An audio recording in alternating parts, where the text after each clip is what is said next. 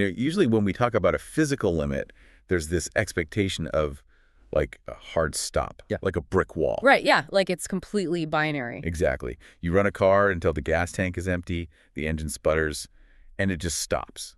You have fuel or you don't. You have space or you're out of space. The laws of physics dictate the boundary, and, well, you simply can't cross it. It's clean. And honestly, it's comforting in a way. We like things to be predictable. We like to know exactly where the boundary line is drawn so we can, plan our lives around it. But then you start reading about evolutionary biology or cutting-edge tech or even just the sheer willpower of humans in a war zone, and suddenly that brick wall isn't really a wall at all. It's much more like a negotiation. Yeah. It's the absolute definition of hacking reality. So welcome to the Deep Dive. Today we have a really fascinating stack of material in front of us, all pulled from the July 2026 edition of The Economist. And when I first looked at this list, I was honestly completely scratching my head. Same.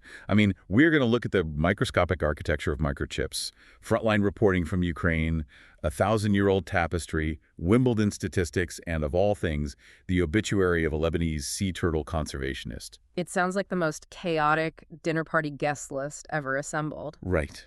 But it seems disconnected only at first glance. Exactly. There is a really profound thematic through line connecting every single one of these stories.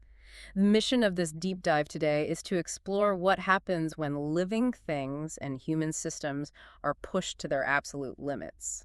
So whether we're talking about the physical constraints of nature, the boundaries of technology, or a single human being's breaking point, we're looking at how reality is shaped and redefined in the margins. It's all about adaptation when failure just isn't an option. Okay, let's unpack this. And I want to start with the most literal, towering example of pushing physical limits we have today. Picture the rainforests of northeastern Borneo. Oh, the dipterocarp trees. Yeah. These are the tallest tropical trees on Earth. They routinely rocket over 100 meters into the sky. That is literally taller than the Statue of Liberty. Which is insane to think about. And the evolutionary advantage of being that massive in a dense rainforest is pretty obvious. You get a total monopoly on the sunlight. Right, your leaves are just bathing in solar radiation while the rest of the forest down below is like fighting for scraps in the shade. It's a brilliant strategy for capturing energy. But to maintain a canopy at that height, the tree creates this monumental, almost insurmountable plumbing problem. Because of gravity. Exactly. The physics of moving water against gravity at that scale is wild. Trees don't have a heart, they don't have a mechanical pump forcing fluid around. So how does the water get up 100 meters? They rely on a completely passive process driven entirely by evaporation. It's known as the cohesion tension theory. So they're basically giant passive straws just pulling water out of the dirt. That's a great way to put it. Inside the trunk, there's a network of these microscopic tubes called xylem. And as a water molecule evaporates from a leaf at the very top, it leaves a void. Okay, makes sense. And because water molecules are highly cohesive, they literally bond to each other via hydrogen bonds, that evaporating molecule pulls the next one up to take its place. It creates a tiny vacuum. Right, a negative pressure. Yeah. And that pull cascades molecule by molecule all the way down a 100-meter unbroken molecular chain right down into the roots. Wow. But the taller the tree gets, the heavier that unbroken chain of water has to be. Gravity is relentlessly pulling down on that column of liquid. Gravity plus the sheer friction of the water rubbing against the inside of those tiny xylem tubes. It's like if I try to drink a really thick milkshake through a 3-foot-long straw. Eventually my lungs just give out. The friction and the gravity are too much. And if the tension in that column of water inside the tree gets too high, the physical hydrogen bonds between the water molecules actually snap. Wait, the water just breaks? Yes. It's a phenomenon called cavitation. When the chain breaks, the water vaporizes into an air pocket, instantly blocking the flow. That specific tube suffers an embolism and becomes useless. That sounds brutal. It is. In fact, if you attach sensitive acoustic equipment to a tree trunk during a severe drought, you can actually hear the microscopic pops of the water columns snapping. The tree is practically screaming. That is wild. For a long time, scientists assumed that because of this terrifying vulnerability, these giant trees would be the first things to die during a drought, right? Yeah, the assumption was that they were operating so close to the absolute physical limit of water transport that any drop in soil moisture would just push them over the edge. But a few years ago, this researcher, Dr. Paulo Bittencourt from Cardiff University, actually sent a team of expert tree climbers 100 meters straight up into the Borneo canopy to test this. And what they found completely upends our understanding of biological physics. These trees weren't just, scaled up versions of small saplings. They had fundamentally hacked their own internal architecture. The mechanics are breathtaking. To survive at that height, the trees evolved to dynamically change the geometric shape of their plumbing. How so? At the base of the trunk, the xylem tubes are constructed significantly wider. By increasing the diameter at the bottom, the tree drastically reduces the hydraulic friction of the water entering the system. So they essentially evolved to be reverse funnels to beat gravity. Yes, the lower resistance at the base physically compensates for the intense gravitational pull happening 100 meters above. But it's not just the plumbing at the base. Right, there's something happening up in the canopy too. Exactly. The tree structurally understands that the suction power of the leaves is severely diminished by the time it reaches that height. So, to keep the cells in the highest leaves from collapsing, the tree pumps them full of these chemical compounds called osmolytes. Okay, osmolytes, what are those? They're small organic molecules, like specific sugars or amino acids, that manipulate the osmotic pressure within the cell. So it's a chemical hack. Totally. Normally, if water pressure drops, water naturally flows out of the cell, causing the leaf to wilt. But by packing the highest leaves with a massive concentration of osmolytes, the tree creates a chemical imbalance. Oh, so it just hoards the water? Exactly. The high concentration aggressively draws and holds on to whatever scarce water molecules are available, preventing the cell from losing its shape even under extreme tension. So they are reverse funnels at the bottom and chemical factories at the top, just to beat the laws of physics. And the stakes here are massive, aren't they? Huge. These giant trees make up just the top 1% of trees by height, but they're responsible for storing over 50% of the carbon in the Earth's forests. Wow. They are the central pillars of our terrestrial carbon sink. Which means, because they have these hidden adaptations, Dr. Gittencourt's study revealed they experienced zero reduction in growth rate during a massive 6-month drought in late 2023. Zero reduction. That raises a major question about the predictive models we use for climate change then. Yeah, most computer simulations assumed these giants would be wiped out first by increasing global drought. It turns out nature's engineering is far more resilient than our algorithms gave it credit for. The tree hit the limit of the sky, realized it couldn't pump water the normal way, and just redesigned its own anatomy on the fly. Which is the exact same dynamic playing out right now in human engineering. We are watching the most advanced industry on the planet slam into an uncompromising physical wall. We're talking about microchips, right? Yes. The semiconductor industry. We've completely run out of room on the ground, so we have no choice but to build upwards. Right, because for decades, the layout of a microchip looked like suburban sprawl. You had billions of flat transistors spread out horizontally across a flat wafer of silicon. And the entire global economy was built on Moore's law. Gordon Moore predicted back in 1965 that the number of transistors on a chip would double roughly every 2 years. And for over half a century, the industry achieved this simply by shrinking the physical size of the transistor. Yeah, and the beautiful paradox of semiconductor physics was that as you made the switch smaller, the electrons had less distance to travel. So the chip got faster, cheaper, and vastly more energy efficient all at once. But physics eventually demands its toll.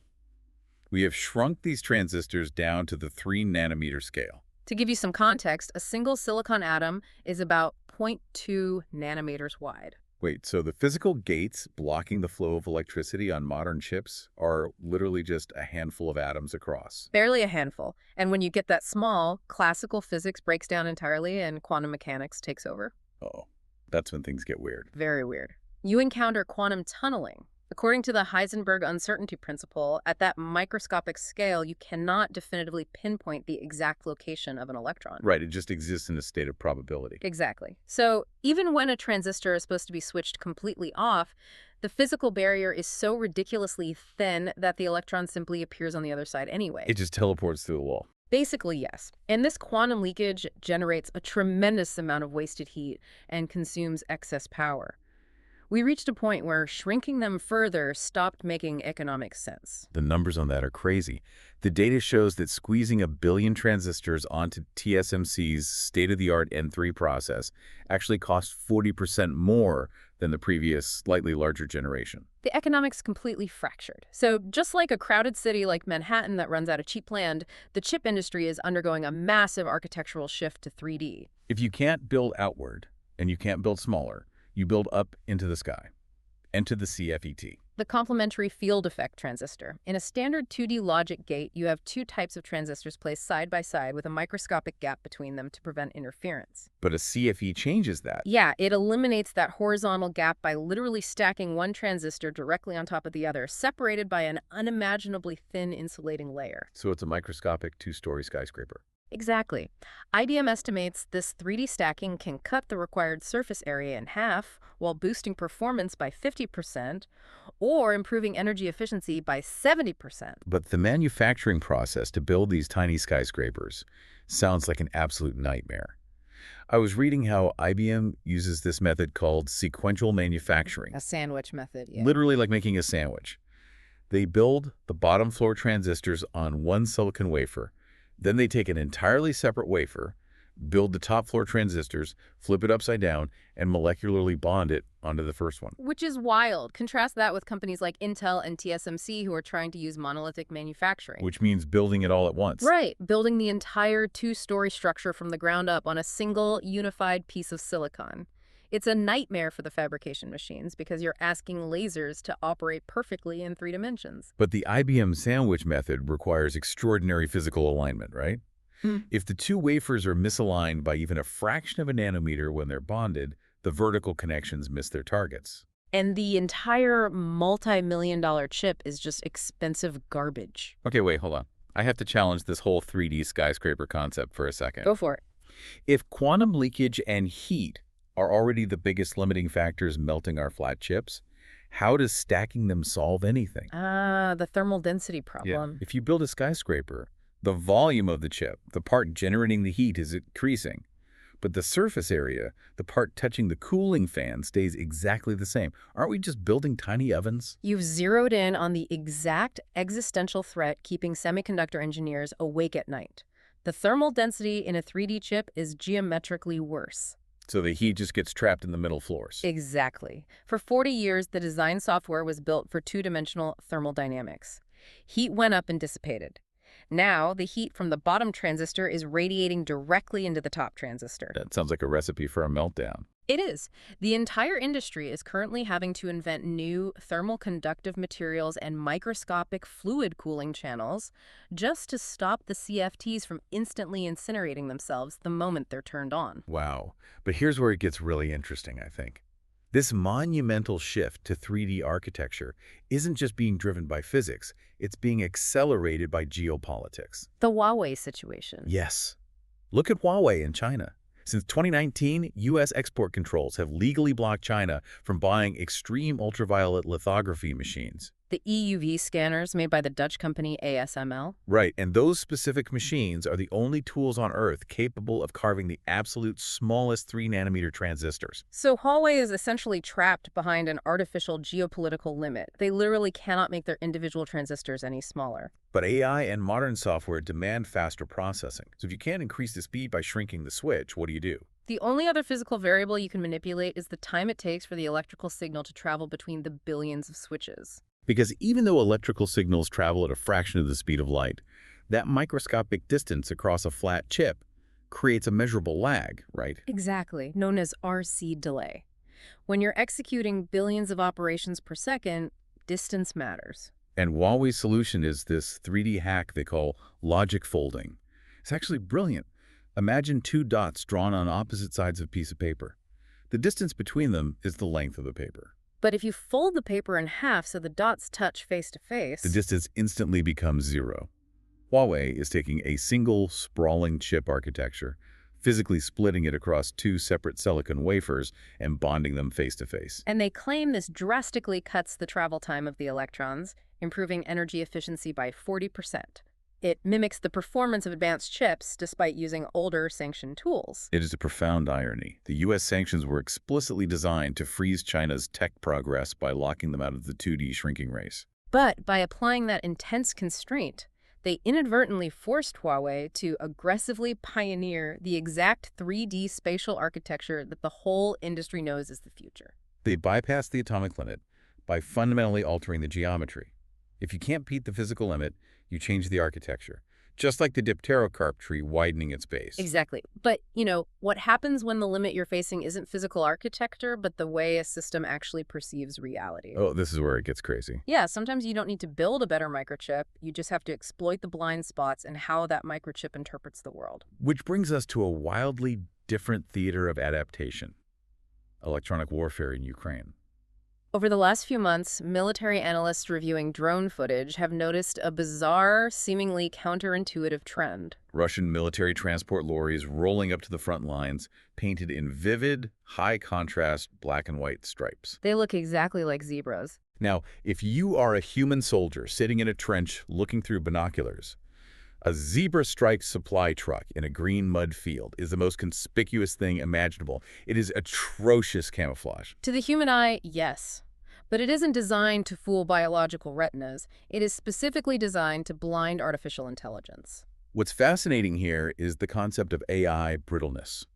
We tend to anthropomorphize AI, right? We assume that when a Ukrainian drone looks down, it sees a truck the same way we do. Right, as a heavy vehicle with wheels, an engine block, a cab, we perceive the concept of the object. But a convolutional neural network does not understand concepts. It only understands math. Exactly. Matrices of pixels, edges, and color gradients. Because an AI is trained by being fed millions of labeled images.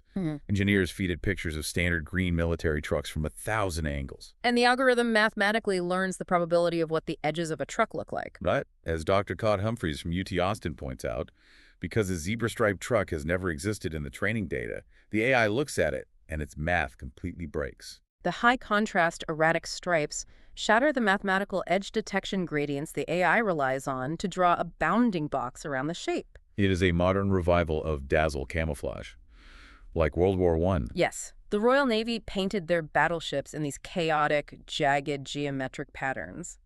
The goal wasn't invisibility. That's impossible. The goal was to make it mathematically impossible for a German U-boat captain to accurately calculate the ship's speed and heading. Today, the Russian zebra stripes are doing the exact same thing to target locking algorithms. And this exploitation of AI brittleness has a really troubling history in computer science. I remember reading about a famous 2017 study out of MIT that illustrates this perfectly. Yeah? Researchers 3D printed a little plastic turtle. To us, obviously a toy turtle. But they calculated a specific psychedelic static-like pattern and printed it onto the shell. And when they placed it in front of a state-of-the-art AI image classifier, the AI confidently classified this turtle as a rifle. It's called an adversarial attack. By subtly altering the pixel values in a way that is meaningless to a human, you force the neural network to misclassify their object entirely. There was that other real-world project where researchers put 4 pieces of black tape on a stop sign. A human still sees a stop sign. But a Tesla autopilot system interpreted those stickers as a speed limit sign and attempted to accelerate right through the intersection. The AI's entire perception of reality was hacked by a few pieces of tape. And we are seeing Russian forces painting silhouettes of fighter jets on the tarmac or piling old rubber tires on parked aircraft wings. Specifically to confuse satellite and drone image matching software. And this is rapidly evolving into a new paradigm of warfare. Ukraine wants to produce 10 million drones this year. Human pilots can't fly them all, and jamming severs radio links anyway. So the drones will have to increasingly rely on autonomous AI machine vision to find targets. Which guarantees an evolutionary arms race between the software engineers updating the vision and the soldiers inventing weirder camouflage to shatter it. But I keep thinking about this like a physical CAPTCHA test. Click all the pictures of a crosswalk. The zebra truck is forcing the AI to fail at CAPTCHA. But doesn't this trick have a strict expiration date? What do you mean? Well, the engineers at Ukraine's Brave One tech branch noted this. Once the AI films enough zebra trucks, those images get beamed back to the servers and fed directly into the training data. Ah, right. Within weeks, the AI just learns that a zebra truck is a high-value military target. It feels like a temporary software glitch, not a permanent defense. Oh, it is a highly perishable advantage. As soon as the algorithm updates its weights and biases, the zebra camouflage goes from an invisibility cloak to a literal high-contrast bullseye. Right. But in a brutal war of attrition, buying a few weeks of immunity for your supply logistics might be the tiny margin between holding a city and losing it. So it creates a continuous loop. The machine learns a new reality, so humans invent a newer, weirder reality to hide inside. Exactly. It's wild how easily a machine's reality is fractured just by altering a surface pattern. But, humans aren't immune to this either. Not at all. We have a long history of weaponizing surface patterns and redefining language to hack each other's realities. We see this exact mechanic explored in Maggie Haberman and Jonathan Swan's book, Regime Change. The book details the operational philosophy of former President Donald Trump's White House. And to be clear to the listener, we're just reporting the author's findings here. Right, impartially looking at the mechanics they describe. The core thesis is that the administration operated by systematically redefining reality through language, demanding that the state treat redefined words as objective truth. The book documents specific linguistic shifts, like Stephen Miller referring to the Democratic Party specifically as a domestic extremist organization. Or attempts to broaden the definition of terrorist to encompass domestic peaceful protesters. They point to the rhetorical invention of non-existent threat groups, like the Cartel de los Soles, or the redefinition of hotel cleaners crossing the border as a literal military invasion. And if we look closely at why these specific redefinitions matter, it's not just standard political hyperbole, it is a calculated legal mechanism. Because laws are entirely constructed of words. Exactly. The dictionary definition of a word determines the boundary of legal authority. As the authors explain, if a president can successfully convince the federal bureaucracy to redefine a protest as terrorism or migration as an invasion, they can legally unlock sweeping emergency powers. It's like the Insurrection Act. By redefining the words, they can bypass Congress and deploy military assets under statutes designed for literal warfare. It is reality hacking via the dictionary. Rewriting the source code of the government, and the book points out that this alternate reality was rigorously enforced internally. There's this incredibly surreal detail where Trump, in an interview with the authors, quotes a historian to back up his claim that he is the most powerful man the planet has ever known. Surpassing Alexander the Great. Yeah, and the journalists later dig into it and discover that this profound, nameless historian he was quoting was actually just a golf caddy at one of his resorts. Wow.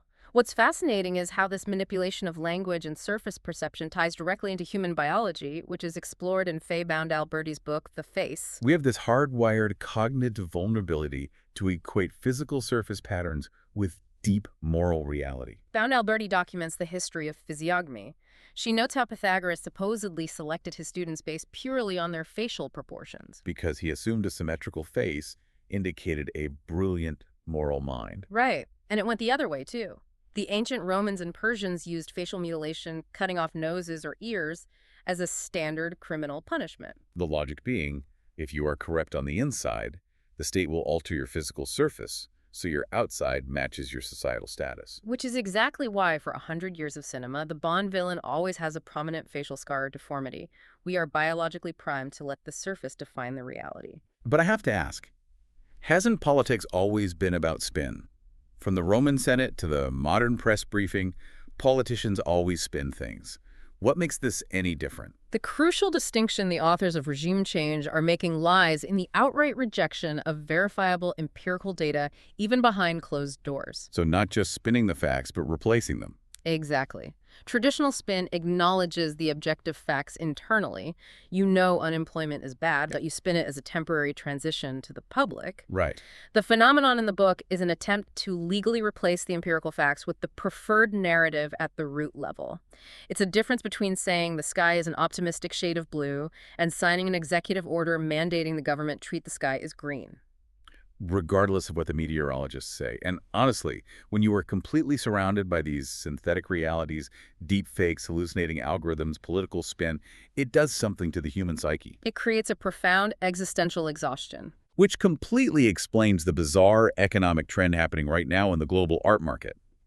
Because we're drowning in artificiality, humans are developing a sudden, lucrative craving for the authentic and the ancient. Our sources highlight a massive boom in the market for old masters paintings. We are talking Rembrandt, Da Vinci, Vermeer. For decades, the high-end art market was obsessed with contemporary art. The older stuff was seen as stuffy. But in 2025, global sales of old masters shot up 30% to $1.2 billion. And Sotheby's is reporting that buyers under the age of 40 have nearly tripled in just 5 years.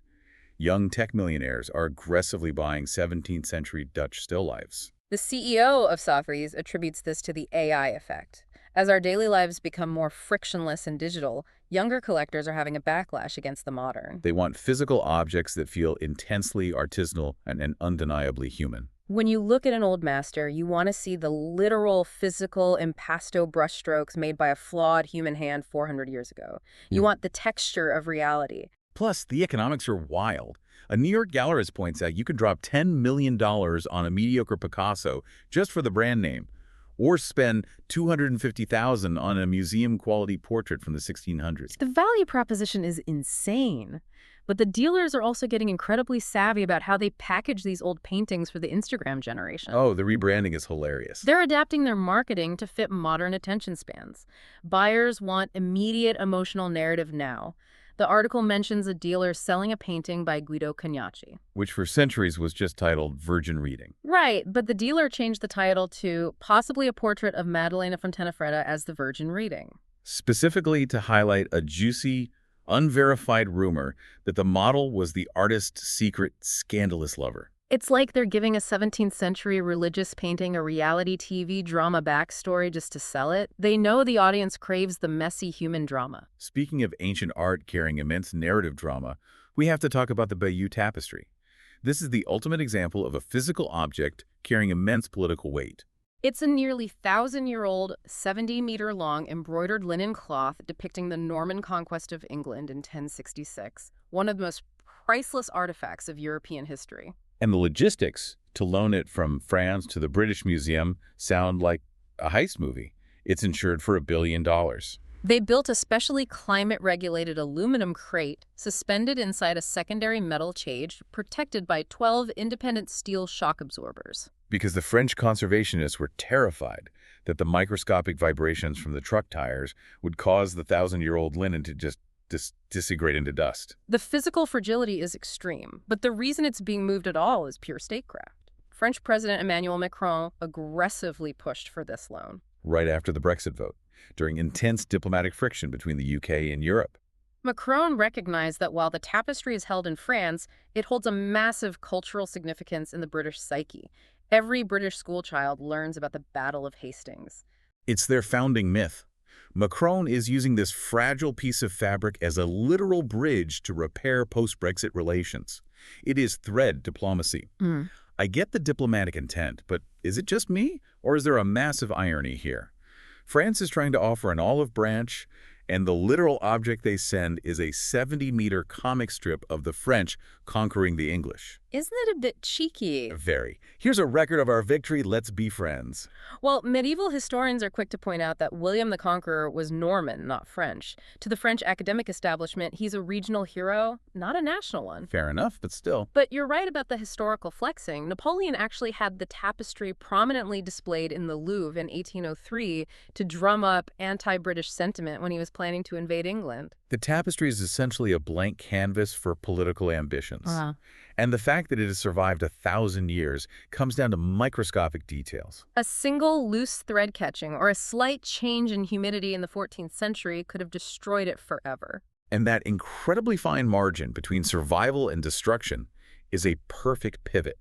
Because whether you are a piece of linen, a professional athlete, or just a normal person, survival is rarely about massive leaps. It's almost always about tiny compounding margins. We see this mathematically illustrated in the statistics of professional tennis. The data on Roger Federer at Wimbledon blew my mind. He won 20 Grand Slams, universally considered one of the greatest ever, yet statistically, across his whole career. He only won slightly more than half of the individual points he played. 54%. How does a tiny 4% advantage over a coin flip translate into absolute sporting dominance? It comes down to the fundamental architecture of the scoring system. Tennis is not an aggregate point game like basketball. It uses a nested hierarchical scoring system. Points to win games, games for sets, sets for matches. Right, which creates a profound compounding effect. Data from major tournaments reveals that in men's tennis, if a player is just 1% more likely to win an average point, they are 12.5% more likely to win the entire match. It's exactly like compound interest. A tiny 1% advantage, repeated hundreds of times, snowballs into a massive statistical certainty. And there's a fascinating gender difference. For women, that same 1% advantage translates to a 10.5% match advantage simply because they play best of 3 sets instead of best of 5. Less points played means less runway for the compounding effect. Exactly. But the crucial insight is that not all points are created equal. The margin of victory is about being slightly better when the system is under maximum stress. Like break points. Yes, Right. data shows a player's mathematical advantage drops significantly facing a breakpoint. Pressure mounts, muscles tighten. But elite players like Federer experience a much smaller drop in performance under pressure. His margin of victory was his nervous system's ability to maintain grace under tension. And what I love is that this margin of victory concept applies directly to normal physical health. You don't have to be Roger Federer to benefit from tiny compounding actions. Right. Our sources include a 2022 health study tracking 25,000 British adults who did zero organized exercise. No gym, no jogging. The researchers tracked them with wearables to measure VLP, vigorous, intermittent lifestyle physical activity. So microscopic bursts of intense exertion. Sprinting for a bus, carrying heavy groceries upstairs. And the median amount of VLP among these non-exercisers was just 4.4 minutes per day. 4.5 minutes of having your heart rate spike. But that tiny margin was associated with a reduction in mortality risk by up to 30% over 7 years. 4 minutes for a 30% drop in mortality. The mechanism is likely similar to HIAT training. Sudden maximal effort forces rapid cardiovascular adaptation. The sheer stress improves blood vessels, clears metabolic waste, improves insulin sensitivity.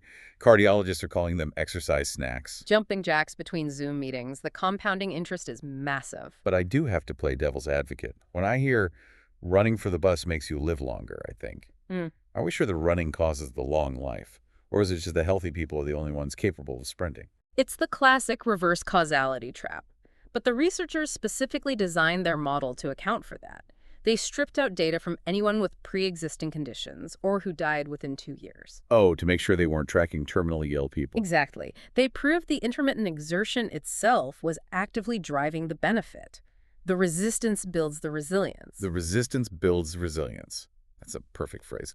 Let's look at a century-old fitness trend born in a literal war camp and a woman who applied that exact philosophy to save an ecosystem.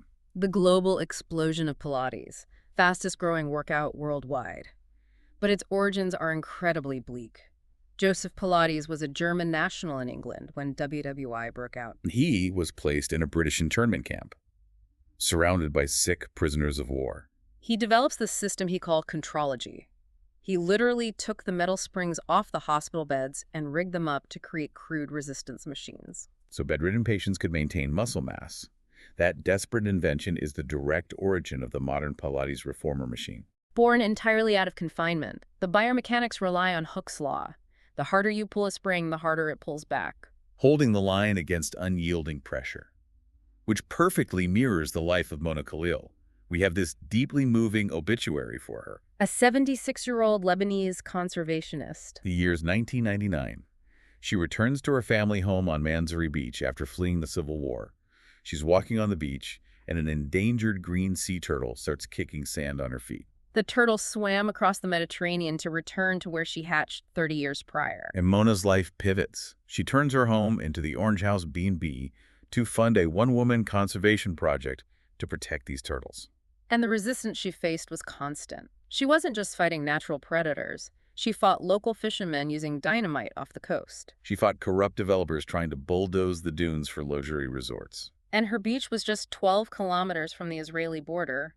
During the 2006 war, Hezbollah fighters set up rocket launchers right on her beach. And Mona, armed with nothing but a fierce love for turtles, walks up to the militia commanders and demands they move the rockets because the vibrations would destroy the eggs. She operated like the ultimate physical manifestation of a Pilates spring. The more pressure they applied, the more fiercely she pushed back. She knew if she yielded an inch, the ecosystem would collapse. And through sheer stubbornness, she got the beach declared a protected reserve, saving tens of thousands of hatchlings. She was a human spring, and one of the things she fought against was artificial light from developers. Sea turtle hatchlings use the natural light of the moon reflecting off the ocean to find the water. But artificial floodlights disorient them, they walk inland and die. And it turns out, Humans are also desperate to escape the blinding glare of modern development. The rise of astrotourism. We've spent a century lighting up the night. Today, 99% of people in America and Europe live under heavy light pollution. The night sky is growing 10% brighter every single year. The dark is being erased. And people are experiencing a profound psychological deprivation. So there's a booming industry of booking expensive trips to certified dark sky reserves just to see the Milky Way. Places like the Himalayas or Al Ula in Saudi Arabia are pouring billions into stargazing lodges. The neurology backs it up. Profound darkness and cosmos gazing induces awe. Awe downregulates the default mode network in the brain. Decreasing ego and anxiety. Lowering cortisol. It forces a cognitive reset you just can't get under a street lamp. But there is a massive tragic irony here.